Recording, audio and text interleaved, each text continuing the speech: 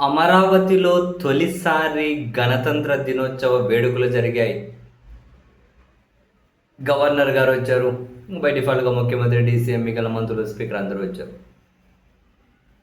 ఆ వేదిక మీద ప్రభుత్వం గవర్నర్ గారితో మాట్లాడించిన మాటలు కనుక చూస్తే నిజంగానే పాపం గవర్నర్ గారితో కూడా ఎన్ని అబద్ధాలు మాట్లాడించారు కదా అని చెప్పి ఎవరికైనా అనిపించక మానదు. సీరియస్లీ ఇట్స్ ఫ్యాక్ట్ కూడా నిజం.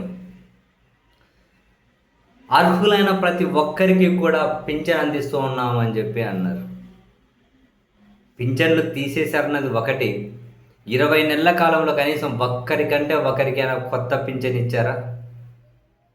ఇచ్చారా? ఎక్కడిచ్చారు మాస్టర్? ఇవ్వలేదు కదా. గవర్నర్ గారితో అర్హత ఉన్న ప్రతి ఒక్కరికి పింఛన్ అందుతూ ఉన్నారు. పింఛన్ కోసం లక్షల మంది ఎదురు చూస్తూ ఉన్నారు. సూపర్ 6ని సమర్థవంతంగా అమలు చేశాం, సూపర్ 6ని సూపర్ హిట్ చేశాము అన్నారు. నిరుద్యోగ భృతి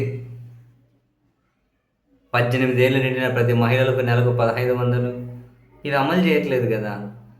కానీ సూపర్ 6 సూపర్ హిట్ అని చెప్పి కూడా గవర్నర్ గారితో గత ప్రభుత్వం వల్ల రాష్ట్రంలో ఆర్థిక విధ్వంసం జరిగింది అని చెప్పించారు. మేము గాడిన పెడుతూ ఉన్నాము అన్నారు. ఎట్లా గాడిన పెడుతున్నారు అన్న లెక్కలు మాత్రం తెలియవు. రైతులు, మహిళలు, ప్రతి వర్గము చాలా ఆనందంగా ఉంది అన్నారు. అవును, రైతులు నిజంగానే ఆనందంగా ఉన్నారు. రైతులకు గిట్టుబాటు ధర కల్పిస్తున్నాం. అవునా, నిజంగా కల్పించారా?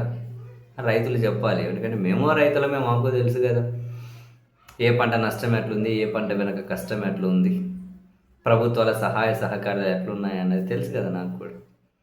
ఇంటర్వ్యూలకు ఫోన్ చేసి అడిగితే చెబుతారు కదా వాట్ ఇస్ వాట్ అన్న సంగతి. మరి అంటే గవర్నర్ గారు ఇంకా కొన్ని చాలా అద్భుతాలు మాట్లాడించారు. నిజంగా సీరియస్లీ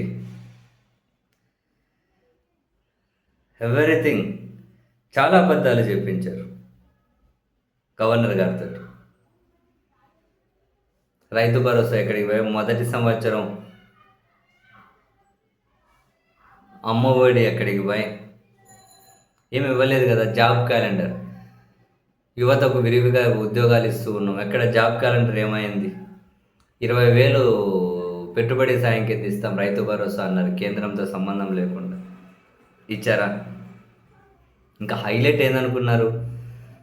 P4ను సమర్థవంతంగా అమలు చేస్తున్నాము అన్నారు. గవర్నర్ గారితో చెప్పించారు.